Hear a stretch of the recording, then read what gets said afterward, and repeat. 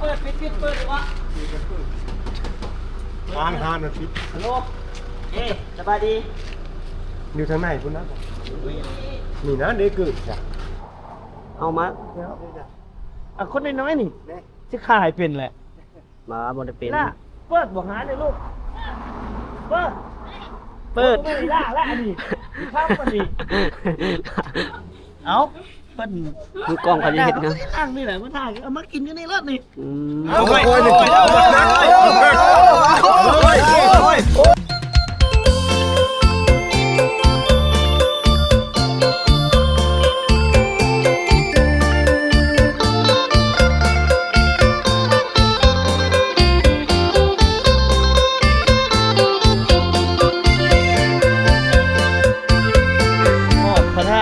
สีโคตรตะบองพี่น้องเลยรู้สึกว่าท้องเริ่มห้องๆพอดีเห็นหานปิ้งแบะเห็นหานปิ้งแบะไม่ยังเลยจะเห็นยังฮะเปิดจะบอกเปิดวะหานมันปิดฮัลโหลเอ๊สบายดีอยู่ทางไหนพุ่นนะนี่นะเด็กเกิดจ้ะจะเปิดจะบอกนะเมื่อไปเบิกข้างใช่อ๋อไม่อย่างทีมงานเตียงคำสกายมาส่งโอ้มาส่งเบิ้งหานปิ้งเบะหิวข้าวแห้งมันบ่โอ้หิวข้าวแห้งเอาไปห้านเนี่ยเขาเปิดให้ได้สักกระเจ้าเขียนนี่สะอันนี้เขาเขียนเปิดชื่อแต่ว่าเจ้าของห้านเขาเปิดเอาลองเหมือนเราไปถามมันปะ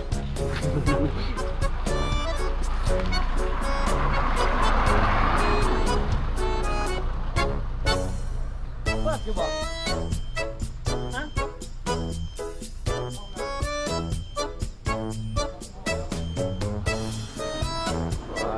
ไม่ได้มาใช่ดิ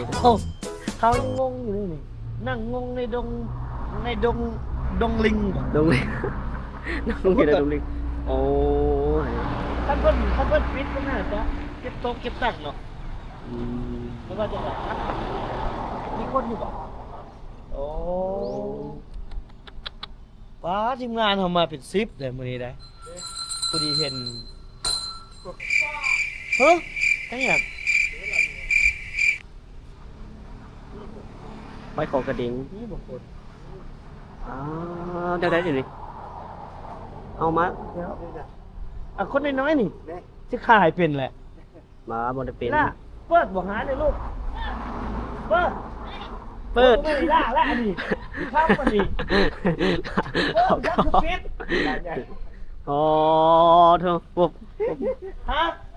ปิดนอนหรือเปิดอันนี้เดี๋ยวได้เปิดยังบ่คือปิดแล้วเฮ็ดหยังโอ้ยแม่ค้ากำลังตื่นนอนเถอะเดี๋ยวได้แต่เฮาแล้วมาท่าเป็นชั่วโมงแล้วพี่น้องเถอะมาท่าเป็นชั่วโมงแล้วแม่ค้าจักคนเฮ็ดหยังสงสัยนอนหลับแม่ค้ากำลังยุ่งอยู่มีอย่างอีกโอ้ยเดี๋ยวสิได้ล่มเดี๋ยววันนี้มีอย่างขายเนี่ยนี่ออกมาลบจ้ะพี่ปิ้งแม่โอ้อันนี้หานไผ่อันนี้หานไผ่อันนี้เจ๊หงได้ไหมจะได้กินได้บ่มันนะไม่ค่าเนาะอันเดี๋ยวขอถามเนี่ยอันน้องเมย์เขาที่อันนี้แหละแต่ว่าน้องเมย์เราบ่อยู่เราไปใส่เราบ่อยู่เราไปเฮียนแล้วไปเฮียนต่อมาหาน้องเมย์ว่า FC น้องโดย FC น้องเมย์มากินปิ้งแบ๊จันนี่แหละปิ้งแบ๊แซ่บมีอยู่เนาะจัดมาไวๆอาบน้ำไวรีวิวเลยเนาะโอ้จังโมงจะเปิดนี่ไป3เริ่มเปิดแล้วไป3เอาอันนี้มันบ้าอย่างแล้วนี่มาแล้วบางที่ก็เปิดดึกแล้วดึกนี่จังโมงตามใจว่าคนว่าตามใจแม่ค้าหลายกว่าดอกนี้บางนู้นลูกค้ามาซ้อมล้อมหมดจะครอบลูกค้าเลยพุ่นเดินรีวิวงามเนาะป้าเท่ารุ่นใดอีกบัดนี้ ทีมงานเขาถ่ากินถ่า มันคัน ยังถ่าอีก3ชั่วโมงเด้อ บ่เศร้า เอา FC น้องเมย์พี่น้องแต่น้องเมย์บ่อยู่ละน่าแต่เฮาก็สิซิมปิ้งแบะเพราะว่าร้านนี้นี่กันสิว่าแล้วก็เป็นร้านปิ้งแบะอันลือชื่อเสียงยังหน้าเพิ่นกระจายเพราะดาวอังคารหมด ป่า เออออกนอกโลกโอ้โหวัดร้านปิ้งแบะต่อหน้าพระธาตุสีโคตรตะบก เอา เคยมาบ่ บ่เคยมาแต่มื้อนี้สิได้มาตัวจริงเลยมื้อนี้ มีหำกับนมบ่บ่มีเอาแบะตัวผู้หรือตัวแม่ มันเบิดแล้วจะมาสา อ่ามา ว้าวเขาเว้ามาก้อนหมู่เลยนี่ยังเว้ามาสาเขามาปลุกเอาเจ้าของร้าน แม่นแหละ กล้าเว้าเฮามาสาซื่อแม่ค้าเขาก็จะปลุกเอา แม่ค่ะ มันหมื่นเด้อันนี้มันหมื่นเด้ โอ้ยใจเย็นใจเย็นใจเย็นใจเย็นใจเย็น จับถึงเคาน์เตอร์แม่ค้าออกมาตีเข้าตุ๊บ ไม่มีเยอะ ตุ๊บนี่ สิได้ไปเป็นนักมวยอีกแบบนี้ครับ จะปกติเจ้าข้าแบะแม่หรือตัวเฮ้ย เอ๊ะเบาดังคำได้แบบนี้ เอามา เบาดังคำมาซา เอามาได้ส่ง เอา2 เดือนเพิ่น ว่าแม่สอนเดินจะจะหาเอา 2 เดือนน่ะ แล้วเสียงเราสั่งโรงงาน เอากำลังที่ จะมาสา เอากำลังที่เอามาสายอีกแล้วชิได้กินอยู่บ่มื้อนี้ฮะผมว่าให้นั่งใจนะ เด็กนั่งเลย อ๋อเพิ่นให้นั่งนี่ได้ดิได้ให้เพิ่นให้นั่งนี่ได้ดิได้อ๋อว่าล้มกันดีๆจ้ะบัดนี้ เอาปิ้งแม่มานี่ล่ะกินอยู่นี่ล่ะเอามาเลย เอามาสองสุดคำเนาะ เอาเพิ่น มือกล้องเขาจะเห็นนะ นั่งนี่แหละมาถ่ายเอามากินอยู่นี่แล้วนี่เอาได้ละได้คอนเทนต์ละเอามื้อนี้ได้ละ ได้คอนเทนต์หนึ่งเลยนี่ เข้าละงานเข้ารถมื้อนี้มาทีมงานมานั่งนี่กินปิ้งแบก่อนนี่ เพิ่นให้นั่งพื้นได้บาดได้ป้า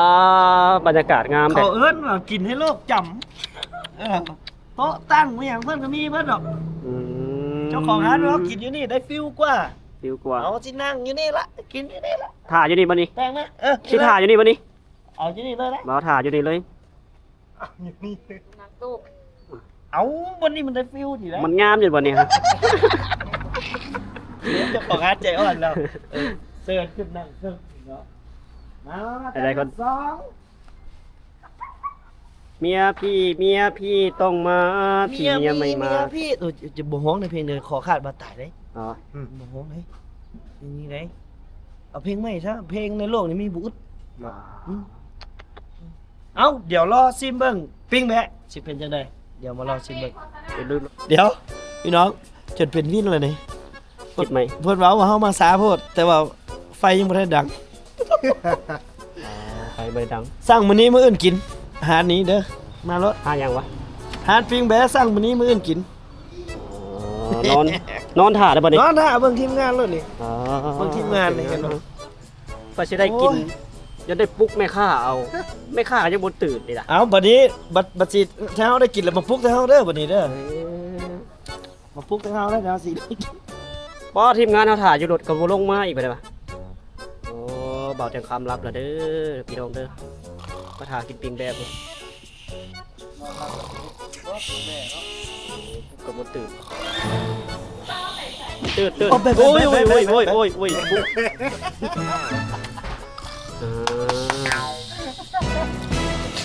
มาปืน อ๋อใส่มาแล้วบ่ มาแล้วยังไฟยังบ่ทันดัง โอ้ โอ้ย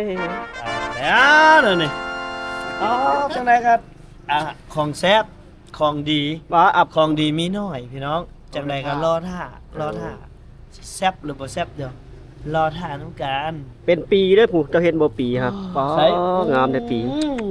รอ หมาก ท่า ใหญ่ ปีหนึง ปีหนึ่งผ่าปีหนึ่ง ปี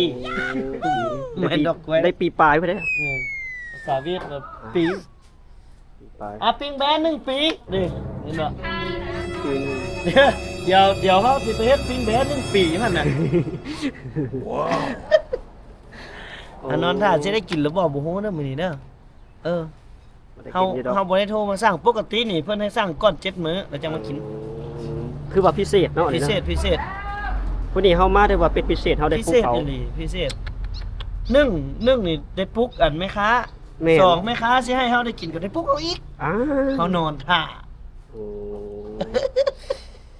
เอาเดี๋ยวมาลุ้นนำกันรสชาติสิเป็นจังไดสิสมคำเขาซ่าเขาลือไปฮอดดาวอังคารเลยบ่เดี๋ยวมาเบิ่งน้ำกันปิ้งแบะบ่ปิ้งแบะหารเฮาแซ่บๆสั่งมื้อนี้มื้ออื่นได้กิน ไว้เจะอย่าเราเราไอ้เสียงอ่ะ ของจริงมาแล้วของจริงมาแล้วน้องแต่งตัวแล้วมาสบายดีกันมา บายดี สบายดี น้องชื่อว่า ลี ฮะ ลี ลีสาวลีสาวลีอันนี้ไอเตียงคำเด้อ แม่น อันนี้สาวลี สอรี่สาวเมืองยมราช สาวเมืองยมราชบ้านใด บ้านหนองไฮแถวน้ำพวง โอ้แถวทำพวงเดี๋ยวไอจะร้องเพลงให้ฟังเด้อมีเพลงหนึงไอมักเริ่มฟ้อนหน่อยได้เดี๋ยวบอก ขอดูวิน ฟ้อนอันนี้เป็นเซ็ต เอาอะไรอะไร ฟ้อนอันเป็นเซ็ตเด้อซื้อบ่ซื้อนกเขาบ่ไอคนบ่รอมาขายนกเขาจักมันคันบ่อยู่บ่เศร้ามันคันบ่อยู่บ่เศร้าขอให้ผู้สาวแล้วมาซื้อปิ้งแบ่ซอยเน่หาตังค์อยู่กับตังค์อยู่ดินใช่ป่ะได้ตังค์อยู่ดินก็เลยตึ้ม ทานตั้งยุทธามึงเก้า ทานมันเก่าตอนหน้าทานมันเก่าเด้อปิ้งแบ่แซ่บสั่งมื้อนี้มื้ออื่นมากินบ่เบาๆหน่อยเนาะเอาสั่งตัวนี้ได้กินตัวนี้ปิ้งแบ่เฮานี่มีขายทุกมื้อเปิดตอนจังโมงหาจังโมง เปิด3 โมงค่ะ10 โมงแต่ว่าตามใจลูกค้าบางที2 โมง 3 โมง แต่ละมื้อตามใจลูกค้าพี่น้องแต่ว่ามื้อนี้นี่ตามใจเจ้าของร้านคนเราเปิด3 โมงเลยเข้ามาเลยโอ้เอาเบิ่งคลิปอ้ายมันบ่ เบิ่งเมื่อวานนี่ก็เบิ่ง โอ้เบิ่ง เจ้าลงไปหนองบัวกะนะ ไปหนองบกรถติดเด้โอ้แสดงว่าติดตามไม่ดีขอบใจหลายๆเด้อโอเคให้พวกอ้ายนั่งท่าอยู่เสร็จ ไอ้ร้านเสร็จก็ได้ นั่งอยู่ใส่ก็ได้ นั่งในใจเจ้าได้ปะ ได้ หมดเอาโอเคเดี๋ยวเขารอท่าเพิ่งปิ้งแบะเนาะนำเสนอไป3เทื่อแล้วยังไม่ได้กินหรอกสั่งตอน3 โมงเขาก็คือ สั่ง3 โมงได้กิน10 โมงแรง มื้อเดี๋ยวจะมากินซะจงไว้ไอ้เด้อแฟกแล้วฝากขนส่งนะฝากขนส่งไปเนี่ยชุดนี้นี่ลูกเมียเขาถามหาป่ะเนี่ยชุดนี้เนี่ยโสดคนเดียวเนี่ยแหละโสดเนี่ย ว้าว หาว่าเฮาบ่เบิ่งครอบครัวเอาโอเคเดี๋ยวรอชิมเบิ่งปิ้งแบะแซ่บๆหน้าพระธาตุพุทธมสะอ่อนเด้พี่น้องเอ้ยเอาเมียนเพิ่นเมียนหานแล้ว ข้าวพิเศษเลย ลูกค้าพิเศษเพิ่นเมียนหานแล้วเอาเครื่องดื่มมา3 ขวด อาจจะไม่คันตกใจ แม่ค้ากับผู้หนึงก็ยังมุ่นออกจากบ่อนนอน ผู้หนึงก็มุ่นออกมาจากห้องน้ำตกใจเพิ่นว่ามาทีมงานมานี่ทีมงานเตียงคำตะก่ายมาปิ้งแบนมื้ออื่นจังมากินเด้อโดยเฮากินน้ำน้ำเพิ่นก่อน สิปีให้มื้อนี้เอามาแถวทีมงานแถวพี่น้องก็เดี๋ยวมาชิมมื้อหน้าจังพามากินมื้อนี้กินน้ำอมฤตไปก่อนกินน้ำอมฤตไปก่อนพี่น้องเอาจุดนี้ก็เป็นจุดท่องเที่ยวอีกจุดหนึ่งเลยพี่น้องเพราะว่าอยู่ต่อหน้าพระธาตุศรีโคตะบองพระธาตุศรีโคตะบองนี่ก็เป็นพระธาตุที่เป็นพระธาตุหนึ่งที่สำคัญที่สุดอยู่ในแขวงขมวนของพวกเราอีกพระธาตุหนึ่งเนาะซึ่งเป็นพระธาตุคู่บ้านคู่เมืองของแขวงขมวนพระธาตุศรีโคตะบองซึ่งมีตำนานอันยาวนานเลยเนาะของท้าวศรีโคตที่ในเมื่อก่อนแม่นเพิ่นกะไซกระบองเพิ่นไซกระบองปราบช้าง1,000 โตเนาะในก่อนลำกะเห็นเพิ่นถ่ายทอดอยู่เพิ่นก็มีบุญนมัสการทุกๆปีเลยเดือน3เพ็งพี่น้องพร้อมๆกับพร้อมๆกับงานพระธาตุพนมเนาะนี่เห็นบ่ สั่งปิ้งแบะได้หยัง ได้ซื้อ ได้เสือ สั่งปิ้งแบะได้เสือปิ้งแบะสั่งมื้อนี้มื้ออื่นมากิน แต่ว่าเสือนี่สั่งตอนนี้กินตอนนี้ ได้ซื้อชาม สิกินตัวใดก็กินคันอยากกินเสือก็กิน ได้ซื้อชามตูมันบอกจริง เสือ3ตัวไข่ให้อ้ายหน่อยเด้อเพราะว่าบ่ซันพวกอ้ายไข่มันบ่แซ่บหรอกเดี๋ยวจะให้เลือกเลยผู้บ่าว เอาเบิดเลย ว้าพะโลเลยกระดักกระดอย ามเกี่ยวเข้าได้ยามนี้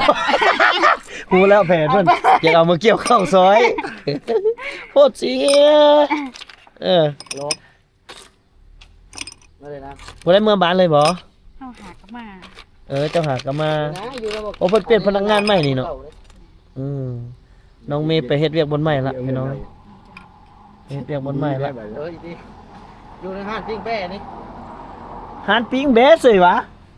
บ่ได้มีนะหานปิ้งแบะจังซี่ ร้านปิ้งเสือ หานปิ้งเสือหานปิ้งเสือมาหานปิ้งเสือเด้ ลองมนุษย์เสือนี่เป็นยังไง แก้ว ขอบใจขอบใจ สาวยมราชเย็นให้กินสาวบ้านทำพวง ว่ะ สรุปแล้วตัวสิมาที่ว่า เอา ปลาอันนี้เบาๆเตียงคำ เล เนี่ย เนาะ อันนี้เบาๆเตียงคำแม่นเบาๆเตียงคำเนี่ย เฮ็ดบ่เลยเฮ็ดบ่เลย แต่คำแบบคนบ่ได้เจ้าสู้ไปไหนดอก บ่จริง โอ้ยเพิ่นเอาจอบพิเศษมาหลังจากไหนก็มาแวะอุดหนุนน้องๆผู้ใดเนาะเพิ่นเปิดร้าน3 โมงแต่ว่า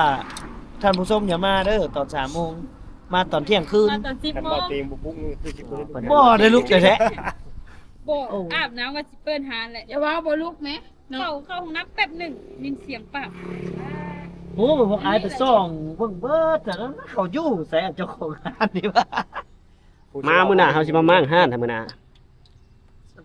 มีฮอตอันเขย่าอันกระดิ่งกระดิ่งกระดิ่งกระดิ่งเอ้าเจ้าของร้านบ่กินน้ำอายบ่ บ่ปกติก็เริ่มเปิดแล้วสำนักคืนนี้อยู่ดิแบบกระเจ้า สัด ซอดแล้วนอนลืมตื่นแล้วบัดกินข้าวแล้ว บ่ สิ แต่พวก จังหน่อยก่อนโอ้ยจังหน่อยก่อนแหละเนาะ ฮะ แท้น้องตึ้ง บ่ได้จังน้อยแหละตั้งกักอย่างเดียวนี่แหละงอหัวก็ขึ้นเลยเฮ็ดได้ เฮาก็มาโชคดีแท้โชคดีมาถึงมือ เอาลองมึกเสือกินกันเลยลองมึงรถ บ่ตื่น เอา เอา โชคดีแล้วบ่ได้กินเนาะ โชคดี โชคหาย เด้ได้กินเลย อันได้กินเสือสร้างแบ้ได้กินเสือ เติมใส่ได้กินเสือมันโชคดีแหละ เอาจังไดก็มาอุดหนุนเบิ่งเด้อพี่น้องมาชิมเบิ่งปิ้งแบ้อยู่หน้าแซ่บซื้อ ไปเมื่อยเลยไปเมื่อยเลย มาสิมักแบ้ไว้แบบให้เป็นพิเศษเลยมักแบ้ให้เป็นพิเศษแบบเข้าเนื้อเข้าหนัง ดองไว้3 ปีเด้อว่า แม่แล้วก็ให้มันแบบย่ำบ่เจ็บแก้วอีก โอ้ย จะเครียด เมาแล้วเมาหนึ่งเลย ปกตินี่ปกตินี่ขายแบ้อย่างแบ้ผู้หรือแบ้แม่ บางทีก็ได้แบ้ผู้บางทีก็ได้แบ้แม่เลือกบ่ได้ มันเลือกบ่ได้เนาะคันมื้อใดเจ้าได้แบ้แม่ค่อยสิสั่งก้อยครับคันมื้อใดได้แม่ผู้ค่อยสิสั่งปิ้งนม ปีพิเศษเลยเนาะ มื้อใดเจ้าได้แบ้เทิกมาแล้วเอาปิ้งนมให้แน่คันได้แบ้แม่ก็ค่อยสั่งก้อยหำเด้อ ได้ คือมักนมเลย เฮาสิได้หยังบัดนี้ ได้ใส่เกี๊ยวตีน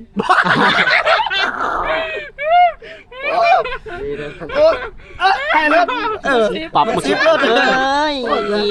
ตอบเลยสุดท้ายเราได้กินตีนโอ้โหสาวบ้านทำพวงเฮ็ดแล้วมึงจ่อโหดเหรอจ๊ะ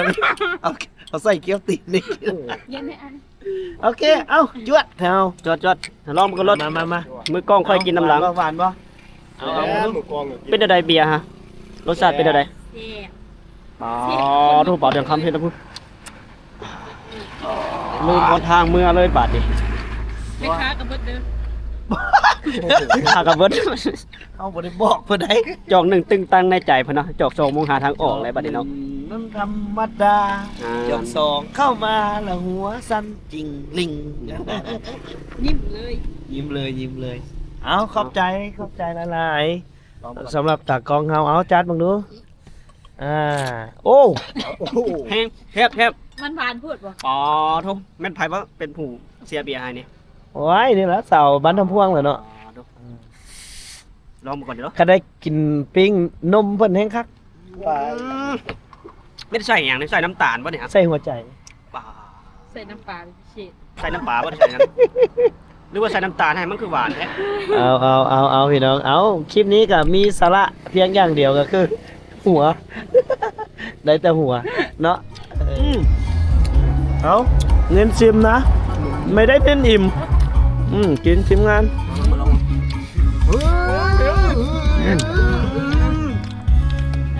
ปั๊มจิ๊บ ผมบอกว่าบัวแซ่บในไรแนวมีเท่านี้ เบรกออก สั่งมาเบื้องคนพี่น้องเบื้องคน เว้าคนเนาะ ไว้เว้าขวัญแหละเว้ากับตัวเจ้าแหละเบื้องคน1 2 3 4 5 6 7 คน หาเมื่อวานนี่หา เจ็ด เมื่อวาน หันมาบ้านนี่วะ แม่นครับ เบื้องคน7 คนแล้วสร้างแต่อันเดียวเน้นซิมบ่ได้เน้นอิ่มเหมือนวะ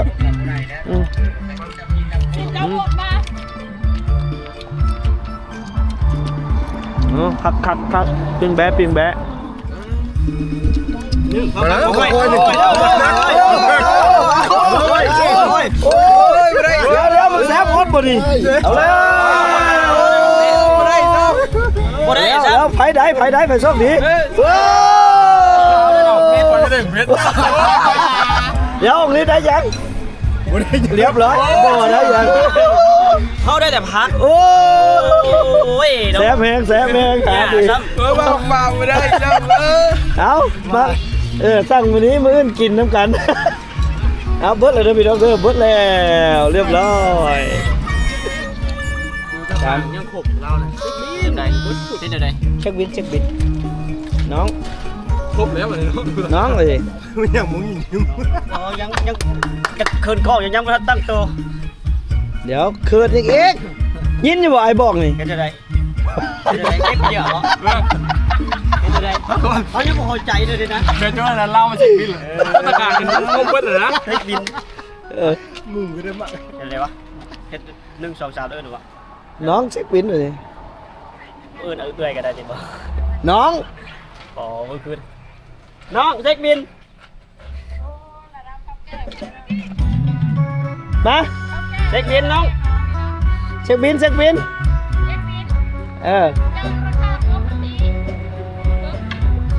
โอ้คนกันเดี๋ยวคนกันเองเลยเท่าไหร่ จากราคาปกติซื้อเครื่องโต30,000ถ่ายไป แล้วอะไรอีก แม่80เพิ่มเป็น160,000 โบเซนเขียนบินไหมบ่เขียนบินบ่เขียนก็ได้เฮ้ย เปลี่ยนจากแก เซน6 จักไป ไปดิ จักไปมึงกัน ไปเดี๋ยวเฮาไปได้ไปเด้อเอาคนนั้นเด้อเอาคนนั้นไว้เลยเด้อไป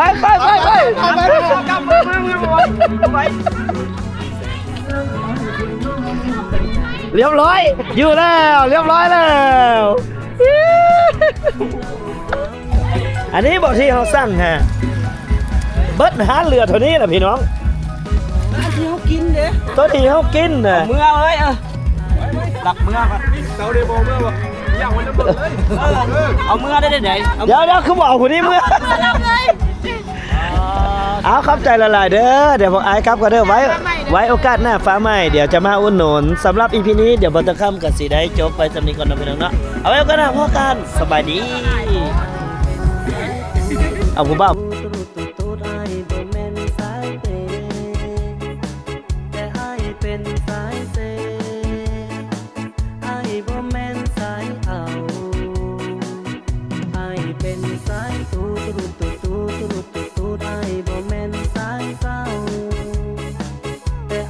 เป็น